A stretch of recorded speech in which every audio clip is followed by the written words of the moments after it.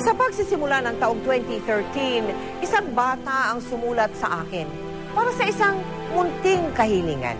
Isang kahilingan na kung mabibigyan ng katugunan ay lubos na makakatulong para siya ay makapag-aral ng maayos.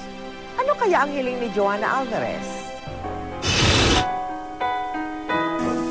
Po si Joanna Marie Alvarez, 6 years old.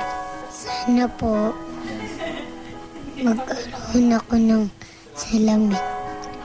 Isang liham mula sa isang bata ang natanggap ng GMA Kapuso Foundation bago matapos ang taong 2012. Pero hindi katulad ng ibang liham, ang bawat salita sa natanggap naming liham abay tila pababa ng pababa ang direksyon ng pagkakasulat.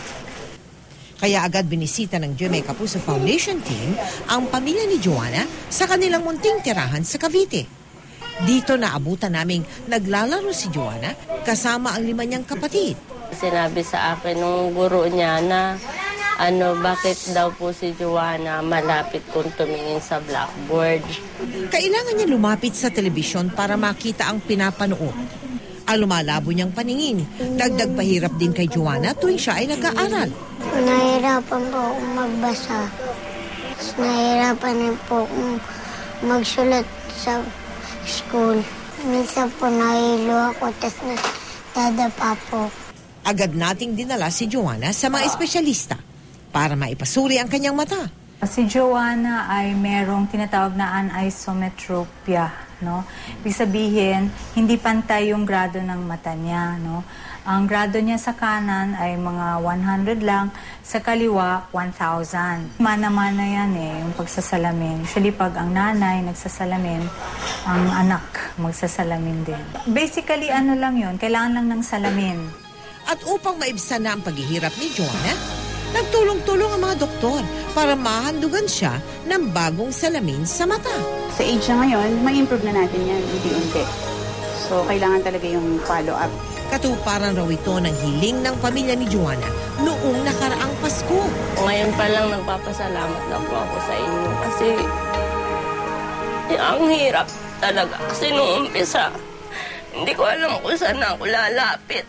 Ngayong simula ng taon, nakapagbigay tayo ng panibagong pagkakataon. Gamit ang kanyang mga bagong salamin sa mata, lumilinaw na nga ang bukas para sa batang si Joanna. Malinaw na po yung mata ko. Kasi po nagkaroon na ako ng nasalamin. Aral na po na mabuti.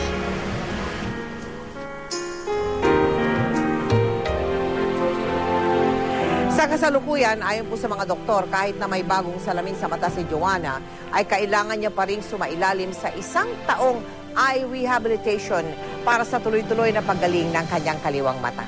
Taos-puso po kami nagpapasalamat kina Dr. Jesusa Ponce Caparas at Dr. Tonton Pascual na sumuri kay Joanna. Baka po nais ninyong maging bahagi ng aming mga projects, maaari po kayo magsadya sa aming tanggapan o magdeposito sa aming mga bank account o sa anumang sangay ng Cebuana Luwalier. Maaari po kayo mag-log on sa www.kapusofoundation.com.